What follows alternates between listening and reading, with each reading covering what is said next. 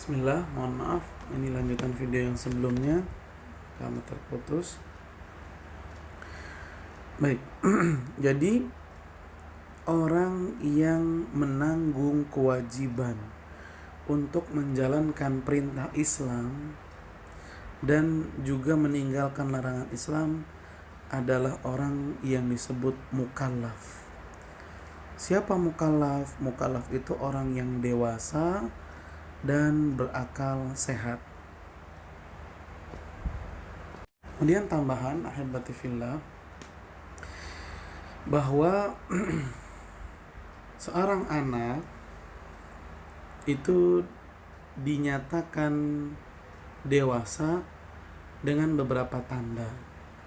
Contoh misalnya dia mengalami mimpi junub, baik laki-laki atau perempuan, kemudian tumbuh rambut di area kemaluan, di area ketiak, dan bagi perempuan mengalami haid, maka itu merupakan tanda-tanda seorang anak telah dewasa. Adapun tamyiz tadi sebagaimana kita sebutkan, jika seorang anak telah berusia 7 tahun maka dia dinyatakan telah menginjak usia tamyiz. Namun ada pendapat ulama yang lebih umum, yaitu ketika seorang anak sudah bisa diajak bicara, nyambung, ditanya ini, jawabnya ini, ditanya ini, dia nyambung, omongannya juga jelas, maka dia dinyatakan juga sebagai anak yang tamyiz. Dan anak yang tamyiz ini disunahkan untuk diajak latihan menjalankan perintah Islam dan diajak latihan untuk menjauhi larangan Islam. Taib, ahibati fillah, itu dia. Kemudian ya, di sini disebutkan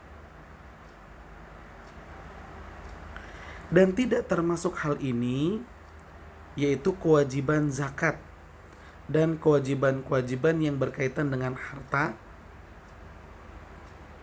Tadi kan disebut bahwasanya orang yang tidak mukallaf, baik dia itu masih kecil atau dia orang yang tidak memiliki akal sehat, dia kan bukan mukallaf, sehingga dia tidak wajib untuk menjalankan perintah Islam dan juga tidak wajib untuk meninggalkan larangan Islam. Nah, hal ini tidak berlaku dalam urusan zakat.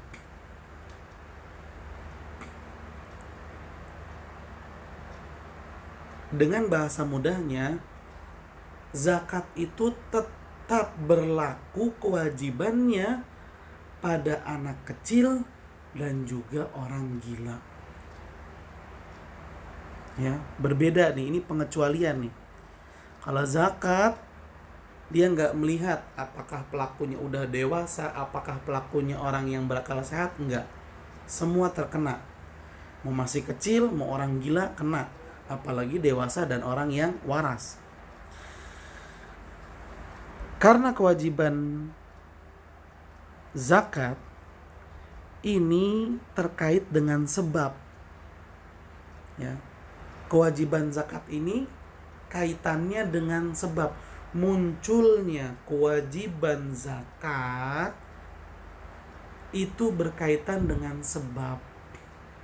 Dan sebabnya adalah haul, telah lewat 1 tahun, dan nisab, yaitu jumlah harta yang dimiliki seseorang telah sampai pada batas minimal kewajiban zakat. Ya, harta yang dimiliki seseorang telah sampai pada minimal kewajiban zakat. Contohnya misal emas. Siapa yang telah memiliki emas sejumlah 85 gram, maka dia telah memiliki kewajiban zakat emas. Nah, ini dia.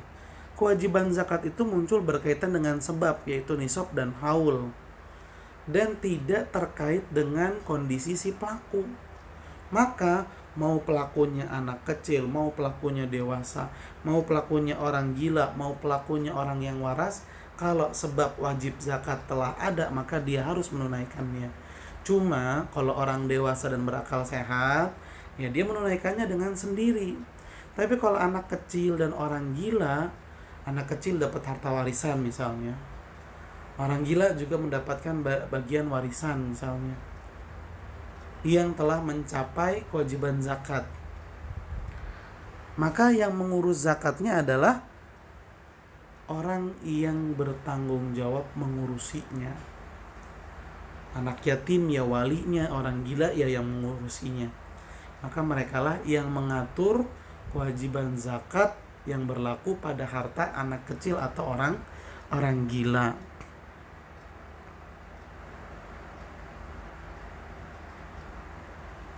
Baik, sekali lagi ini pengecualian.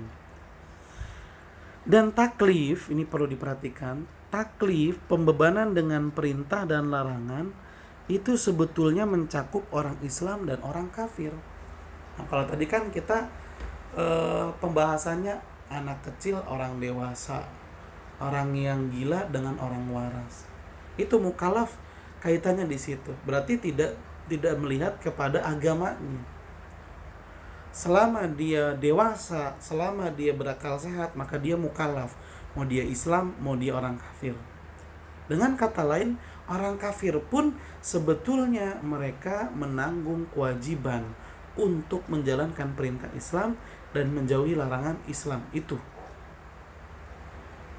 Namun, kalaupun orang kafir menjalankan perintah Islam, meninggalkan larangan Islam, mereka tidak akan mendapatkan pahala apa-apa di sisi Allah. Iya, mereka terbebani kewajiban untuk menjalankan perintah Islam dan kewajiban untuk meninggalkan larangan Islam. Iya, orang kafir terbebani juga hal itu. Tapi kalau mereka melakukannya, melakukan perintah Islam, meninggalkan larangan Islam, mereka nggak dapat pahala. Kok bisa mereka nggak dapat pahala? Hal itu karena ada dalilnya. Ada dalilnya. Orang kafir bagaimanapun dia menjalankan sholat, menjalankan puasa, nggak dapat pahala. Karena ada dalilnya. Dalam Al-Quran surat At-Taubah ayat 54, Allah Subhanahu wa Ta'ala berfirman, bahwa orang kafir itu nggak dapat apa-apa, nggak dapat pahala. Dan tidak ada, Allah Subhanahu wa Ta'ala berfirman, dan tidak ada yang menghalangi mereka untuk diterimanya amal ibadah yang mereka lakukan, diterimanya nafkah pemberian yang mereka lakukan. Tidak ada yang menghalangi.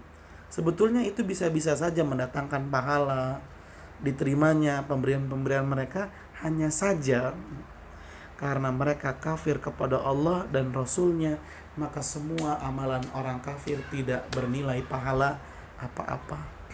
Sekali lagi, dengarkan. Ayatnya menerangkan, dan tidak ada yang menghalangi mereka untuk diterima dari mereka nafkah-nafkahnya, melainkan karena mereka kafir kepada Allah dan Rasul-Nya. Dikarenakan orang kafir ini dia durhaka, tidak beriman kepada Allah, dia durhaka, tidak beriman kepada Rasulullah, maka amal ibadah yang mereka lakukan tidak bernilai pahala apa-apa di sisi Allah Subhanahu wa Ta'ala. Tidak bernilai apa-apa. Kalau ada yang bilang, berarti Allah nggak baik dong. Kata siapa? Justru Allah Subhanahu wa Ta'ala mengatur kehidupan manusia sedemikian rupa tujuannya untuk mendatangkan kebaikan. Cuman ketika dia kafir dengan Allah, ya berarti dia pengen keluar dari aturan Allah, merasa lebih baik daripada Allah. Pada saat itu maka kebaikan gak bakalan datang kepada orang tersebut. Gampangnya aja dalam kehidupan kita, misalnya sekolah. Kalau orang sekolah pengen dapat ijazah, maka apa yang harus dia lakukan? Daftar dulu sekolah tersebut, lalu ikuti program sekolah dengan baik, dapat ijazah. Sekarang coba kita pikirkan, ada orang cerdas, pintar, luar biasa, bagus akhlaknya, semua program sekolah dia bisa ikuti dengan sempurna tanpa kekurangan sedikit pun, tapi dia nggak pernah daftar. Kira-kira dalam lulusan dia dapat ijazah gak? Orang yang pintar, cerdas, bersikap baik, semua program sekolah dia bisa tuntaskan dengan sempurna, tapi dia nggak pernah daftar. Dia nggak pernah daftar sekolah. Ketika waktu kelulusan dia dapat ijazah nggak? Jawabannya tidak. Loh, berarti sekolah jahat. Ya gimana mau memberikan dia ijazah, dia nggak pernah daftar? Sama seperti itulah gambaran mudahnya dalam aturan kehidupan yang Allah tetapkan. Gak akan pernah dapat pahala orang-orang yang tidak mau masuk Islam. Ini dia menunjukkan kepada kita betapa besarnya nikmat hidayah masuk ke dalam Islam. Harus kita syukuri. Dan cara mensyukurinya ialah dengan memperbaiki amal ibadah kita, konsisten dalam menjalankan aturan Islam, berdoa kepada Allah agar diberikan istiqomah dan ketakwaan di sepanjang hidup. Itu cara bersyukur terhadap hidayah Islam yang Allah berikan. Taib ahibati fillah. Dan orang kafir ini, kalau dia masuk Islam, maka dia tidak diperintahkan untuk mengqadha, mengganti kewajiban-kewajiban Islam yang telah dia tinggalkan selama dia kafir. Ya. Kalau ada orang kafir nih masuk Islam, apakah dia harus mengqadha dan mengganti kewajiban-kewajiban Islam yang telah dia tinggalkan di masa saat dia masih kafir? Jawabannya tidak. Jawabannya tidak. Hal ini berdasarkan dalil, yaitu Al-Quran surat Al-Anfal ayat 38, di mana Allah Subhanahu wa taala berfirman, "Katakanlah kepada orang-orang yang kafir itu, jika mereka berhenti dari kekafirannya, mereka masuk Islam, niscaya Allah mengampuni mereka dari dosa-dosa yang telah lalu." Allah maafin yang telah lalu. Mereka ninggalin sholat, mereka ninggalin puasa, mereka ninggalin kewajiban zakat, itu Allah ampuni, sehingga mereka tidak diwajibkan untuk mengqadha apa yang mereka tinggalkan dari kewajiban Islam selama dalam keadaan kafir.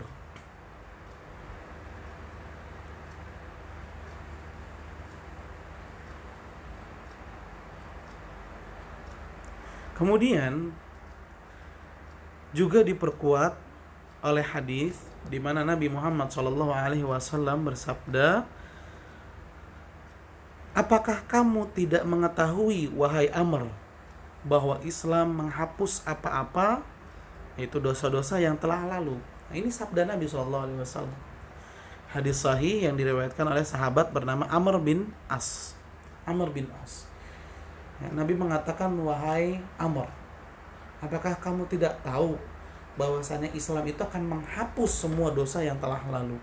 Maksudnya, orang kafir yang masuk Islam, maka dosa-dosanya yang telah lalu Allah hapus semuanya. Allah hapus semuanya. Taib.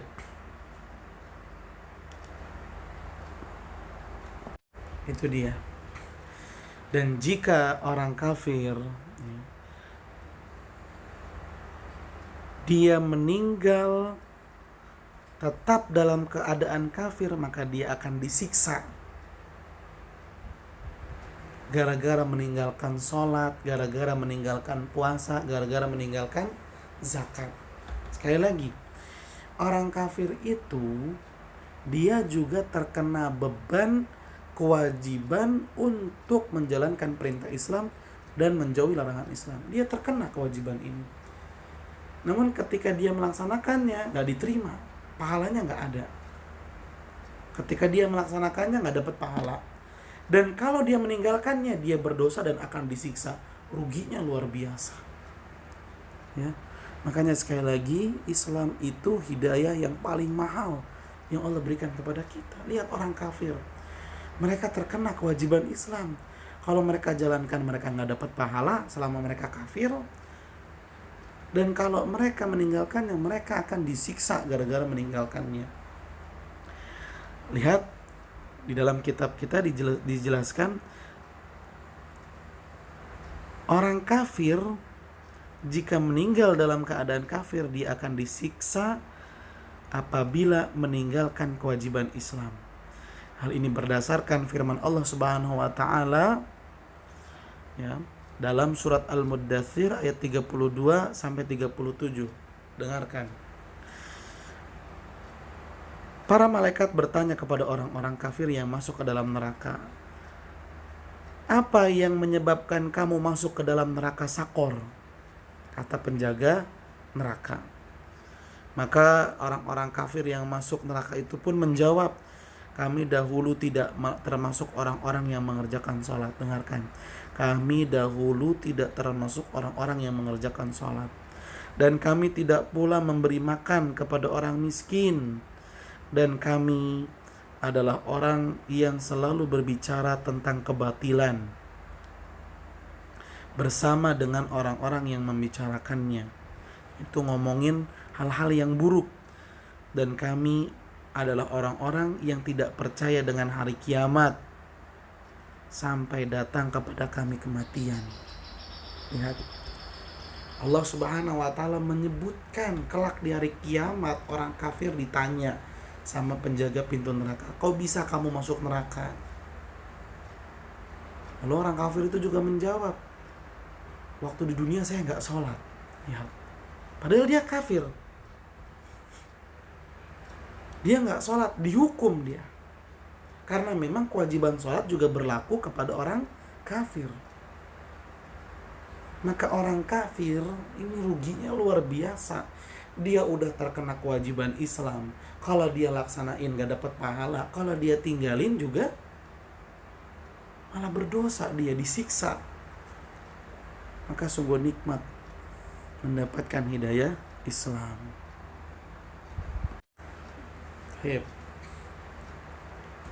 Kemudian ahibati fillah, ini tambahan juga. Tadi belum kita sebutkan di awal bahwa orang gila dan anak kecil itu tidak terkena kewajiban untuk menjalankan syariat Islam. Hal ini berdasarkan dalil di mana Nabi Shallallahu Alaihi Wasallam mengatakan, "Rufi al-qalamu an thalathatin." Sesungguhnya aturan Islam itu tidak dibebani kepada 3 kelompok orang. Sekali lagi, syariat Islam, aturan Islam, perintah dan larangan Islam tidak terbebani kepada 3 kelompok orang. Yang pertama, an-naimu hatta yastayqidha. Yang pertama adalah orang yang tidur sampai dia terbangun. Di antara orang yang tertidur lama adalah orang yang koma, hilang kesadaran. Maka selama dia koma, dia nggak ada kewajiban untuk menjalankan perintah Islam sampai dia sadar. Yang kedua, wasabi hatta yakbur. Anaknya yang kecil sampai dia tumbuh dewasa.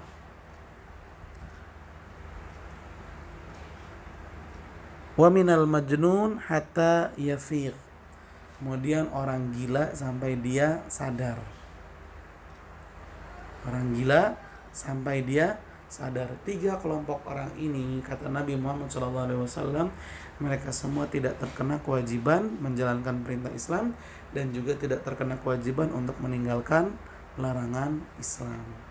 Taib ahibati fillah, dengan demikian alhamdulillah telah selesai pembahasan tentang orang-orang yang terkena kewajiban Islam. Orang-orang yang terkena kewajiban Islam. Kemudian yang berikutnya, ya, perlu kita pahami, ini berkaitan dengan akidah nih. Tambahan buat kalian, bahwa orang kafir itu bukan cuma satu kedudukan saja. Kalau udah kafir ya udah kafir, berarti dia bakalan masuk neraka udah. Sama pokoknya orang kafir yang bagaimana, enggak, beda tentunya. Orang kafir yang agak baik, ya orang kafir yang baik lah kita bilang, muamalahnya baik, sikapnya baik, perkataannya baik, tentu neraka yang akan dia masuki ya, tidak seberat, tidak separah orang kafir yang buruk, yang jelek sikapnya, muamalahnya. Jadi orang kafir itu dengan kata lain dia bertingkat-tingkat, nggak cuma satu tingkatan saja, dia bertingkat-tingkat. Makanya Allah Subhanahu wa taala pun menyampaikan di dalam ayat tadi. Orang kafir itu dihukum di dalam neraka dengan tambahan hukuman gara-gara dia meninggalkan sholat. Dia pasti masuk neraka karena dia kafir. Namun ketika dia meninggalkan sholat, meninggalkan zakat, meninggalkan puasa, maka hukumannya akan semakin berat dan semakin berat. Baik, kita lanjutkan.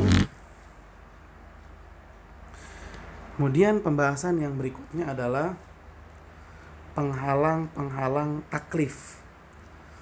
Penghalang-penghalang yang menyebabkan seseorang tidak terkena kewajiban Islam. Ya, penghalang-penghalang taklif. Atau dalam bahasa Arabnya disebut dengan mawani'ut taklif.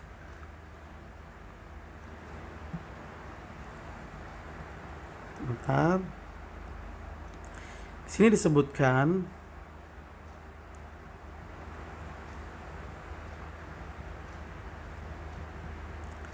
taklif, pembebanan syariat, memiliki penghalang-penghalang. Nah, sekali lagi, taklif, pembebanan syariat, memiliki penghalang-penghalang. Di antaranya al-jahlu, bodoh, tidak tahu. An-nisyan, lupa. Dan al-ikrah, dipaksa. Nah, 3 keadaan ini, jika seseorang dia sudah dewasa, dia berakal sehat, tapi dia nggak tahu, dia nggak punya ilmunya, dia belum tahu. Misal contohnya orang kafir yang baru masuk Islam, dia kan awam, mu'allaf. Tiba-tiba di siang hari Ramadan, dia minum, dia makan, lalu dikasih tahu sama kawannya, ini bulan Ramadan. Lalu orang kafir yang baru masuk Islam itu pun berkata, emang kenapa kalau bulan Ramadan? Dikasih tahu lah, kalau bulan Ramadan siang hari nggak boleh makan dan minum, kita puasa. Nah, orang seperti ini, orang kafir yang baru masuk Islam ini, dia jahil, dia nggak tahu. Nah, jahilnya dia itu sebagai penghalang dia terkena kewajiban syariat Islam. Dengan kata lain, kalau dia melanggar, ya dia nggak berdosa. Kan nggak berdosa, kan dia dewasa, dia berakal sehat. Iya, dia dewasa, dia berakal sehat. Berarti dia mukallaf. Betul, dia mukallaf. Tapi ada penghalang yang menyebabkan dia tidak berdosa ketika melanggar. Apa penghalangnya? Yaitu al-jahlu, dia tidak tahu. Kemudian nisyan, lupa juga. Ya. Contoh mudahnya ya seperti puasa. Pagi dia puasa, siang masih puasa, sore dia lupa, dia main makan. Lupa, dia melanggar. Apakah dia berdosa? Tidak. Tapi dia mukallaf. Iya, dia mukallaf. Tapi dia melanggar aturan Islam karena ada sebab, yaitu nisyan, lupa. Dan nisyan termasuk penghalang sehingga dia tidak berdosa. Kemudian yang terakhir al-ikrah, yaitu dipaksa. Hal ini berdasarkan sabda Nabi Muhammad SAW, di mana beliau SAW bersabda, innallaha tajawaza an ummati al-khata' wan nisyan wa mastukrihu alaihi. Kata Nabi Muhammad SAW, sesungguhnya Allah telah memaafkan dari umatku kesalahan, lupa, dan apa-apa yang mereka dipaksa untuk melakukannya. Allah Subhanahu wa ta'ala memaafkan kita, memaafkan umatnya Nabi Muhammad jika melakukan pelanggaran, tapi dia melakukan pelanggaran itu gara-gara dia nggak tahu, al-khata', dia nggak tahu. Yang kedua, karena dia lupa. Yang ketiga, karena dia dipaksa, maka dia tidak terkena dosa. Nah, dari hadis ini ada yang nyeleneh. Ada orang yang berpikiran nyeleneh. Udah kalau gitu saya nggak mau belajar Islam. Kalau saya belajar nanti semakin banyak pengetahuan saya tentang aturan Islam, semakin susah saya. Jadi ketika dia dinasehati, jangan dengerin musik, dia langsung tutup kuping. Antum jangan nasihatin ana nggak mau. Nanti ana kalau udah tahu jadi dosa. Biarin ana nggak tahu tentang larangan Islam supaya ana tetap enjoy menjalankannya. Ini salah. Dia menghindari sesuatu tapi dia kejeblos pada lubang yang lainnya. Apa lubang yang lainnya? Bukankah Nabi Shallallahu Alaihi Wasallam bersabda bahwa menuntut ilmu itu termasuk kewajiban dalam Islam? Menuntut ilmu itu keharusan yang perlu dijalankan oleh setiap orang Islam. Jadi siapa yang meninggalkan menuntut ilmu maka dia berdosa. Dia meninggalkan menuntut ilmu dengan alasan supaya dia bisa bebas menjalankan yang dia inginkan dan dia gak berdosa, salah. Jadi setiap orang wajib untuk belajar supaya dia lebih mengenal Allah, supaya dia semakin dekat dengan Allah, supaya dia semakin dicintai Allah karena dia makin tahu mana hak Allah yang harus dia laksanakan, mana perintah Allah yang harus dia jalankan, mana larangan Allah yang harus dia tinggalkan. Semakin dicintai oleh Allah Subhanahu wa taala. Baik, kemudian dijelaskan di sini. Al-jahlu, kebodohan, itu artinya seseorang tidak punya ilmu. Maka kapan saja seseorang mukallaf, ketika seorang mukallaf melakukan suatu perbuatan yang haram dan dia melakukannya karena gak tahu, maka dia tidak berdosa. Ketika orang yang mukallaf, dengarkan, orang yang dewasa, berakal sehat, melakukan pelanggaran gara-gara dia gak tahu itu pelanggaran, maka dia gak berdosa. Lihat betapa luasnya kasih sayang Allah. Bayangkan kalau Allah keras, salah udah gak mau tahu, bodo amat. Enggak. Allah mengajarkan kepada kita untuk menjadi pribadi yang lapang. Kalau dia gak tahu ya udah, tinggal dikasih tahu aja. Jangan dimaki-maki, jangan dibentak-bentak. Lihat Nabi Muhammad SAW banyak sekali contohnya. Ketika ada orang Arab Badui, orang Arab yang tinggal di pedalaman datang ke Madinah, kencing di masjid. Kencing di masjid, di dalamnya loh. Maka pada saat itu sahabat yang melihatnya geram. Sampai ada yang pengen menggal kepala orang Arab Badui yang kencing itu. Ya karena sahabat itu saking menjaganya kehormatan masjid, sampai gak pengen sama sekali ada orang yang menodai dan mengotori masjid. Saking semangat dan tingginya penghormatan sahabat terhadap masjid. Tapi lihat bagaimana sikap Nabi.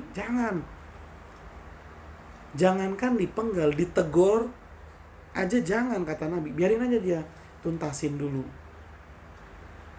hajatnya dia, jangan ditegur. Setelah orang Arab Badui itu menyelesaikan hajatnya, baru sama Nabi dipanggil, dijelasin, wahai orang Arab Badui, ini itu masjid itu tempat ibadah dan gak layak dikotorin karena dia tempat suci. Nabi menyampaikannya dengan cara yang lembut. Apa kata orang Arab Badui itu? Apa jawabannya? Kata orang Arab Badui itu, asyhadu alla ilaha illallah wa asyhadu anna muhammadar rasulullah. Karena kelembutan Nabi SAW, dia masuk Islam. Lalu dia berdoa, ya Allah, ampuni saya dan Muhammad. Kalau yang lainnya jangan diampunin. Lihat, karena orang Arab Badui itu melihat ekspresi para sahabat yang ingin marah kepada dirinya. Dan orang Arab Badui itu spontan gak suka, karena dia gak tahu itu masjid. Lihat Nabi Muhammad SAW. Baik. Seperti orang yang berbicara dalam sholat karena tidak tahu tentang haramnya berbicara dalam sholat. Ini kita ajarin, jangan dibentak, jangan dibilang, sholat kok ngomong, jangan. Dan kedepankan sikap husnuzon kita. Walaupun orangnya udah gede, kalau dia berbicara ketika sholat, boleh jadi dia nggak tahu. Boleh jadi dia nggak tahu, kasih tahu. Ini dia Islam. Kalau melihat ada seseorang melanggar, nggak langsung serta-merta dihukum, tapi dikasih pengetahuan dulu. Begitu cara Allah Subhanahu wa Ta'ala mendidik kita. Dan jika seseorang meninggalkan sesuatu perbuatan yang wajib karena dia tidak tahu wajibnya perbuatan tersebut, maka orang itu tidak wajib untuk mengkodoknya jika waktunya telah berlalu. Jika waktunya telah berlalu. Contoh misalnya kewajiban sholat yang paling mudah. Ada orang masuk Islam di sore hari. Di sore hari dia masuk Islam. Dan pada saat dia masuk Islam masih ada waktu sholat asar tersisa. Masih ada. Dia masih bisa melakukan sholat isya. Tapi dia nggak tahu kewajiban sholat. Karena dia masuk Islam spontan begitu aja. Dia mengikrarkan syahadat. Tanpa dibarengi, tanpa didampingi, dia masuk Islam. Kemudian berlalulah waktu sholat asar, waktu sholat maghrib, waktu sholat isya, waktu sholat subuh. Berlalu. Dan dia gak sholat-sholat. Keesokan harinya di pagi hari, dia datang ketemu dengan teman-temannya yang Islam. Dia mengatakan kalau dirinya telah masuk Islam di sore hari kemarin. Kemudian temannya mengatakan, kalau kamu sudah masuk Islam, kamu harus sholat. Sholat itu sehari 5 kali. Subuh di waktu subuh, zuhur di waktu siang, asar di waktu sore, maghrib di petang hari, kemudian isya di malam hari. Lalu dia bilang, lah kemarin saya masuk Islam di waktu sore, saya gak sholat yang sore, petang, dan malam, sampai yang pagi saya nggak sholat. Dan waktunya udah habis setelah selesai. Maka orang mu'allaf ini tidak wajib untuk mengkodoknya. Kenapa? Karena waktunya udah habis. Ya, karena waktunya sudah habis. Dan hal ini berdasarkan dalil hadis Nabi Muhammad SAW, di mana beliau tidak memerintahkan kepada orang yang jelek sholatnya, tidak tumaknina dalam sholatnya. Nabi tidak memerintahkan kepadanya untuk mengganti apa yang telah berlalu dari sholatnya. Kan pernah tuh ya, suatu ketika Nabi SAW melihat ada orang sholat, tapi sholatnya gak tumaknina, nggak tenang, buru-buru salatnya. Ketika dia selesai, dia datang ke Nabi, ngucap salam, kata Nabi, ulangi salat kamu. Diulang lagi dengan cara yang sama, nggak tumanina, datang ke Nabi setelah selesai salat, salam, kata Nabi, ulangin. Terus sampai akhirnya dia minta penjelasan kepada Nabi, dan Nabi pun menjelaskan bahwa salatnya itu nggak benar. Salatnya harus tumanina, pergerakannya juga harus tenang, gak buru-buru. Dijelasin sama Nabi. Dan pada saat itu Nabi hanya memerintahkan dia melaksanakan sholat yang dia saat itu sedang sholat. Diulang lagi dengan cara yang baik. Sedangkan sholat-sholatnya yang telah lalu, hari kemarin, kemarinnya lagi, minggu yang kemarin mungkin, sama Nabi gak diperintahin untuk mengulangnya. Nah, berdasarkan hadis ini, maka orang-orang kafir yang gak tahu kewajiban Islam dan dia meninggalkannya, lalu telah habis waktunya, maka dia gak ada kewajiban untuk mengkodok kewajiban yang dia tinggalkan tersebut.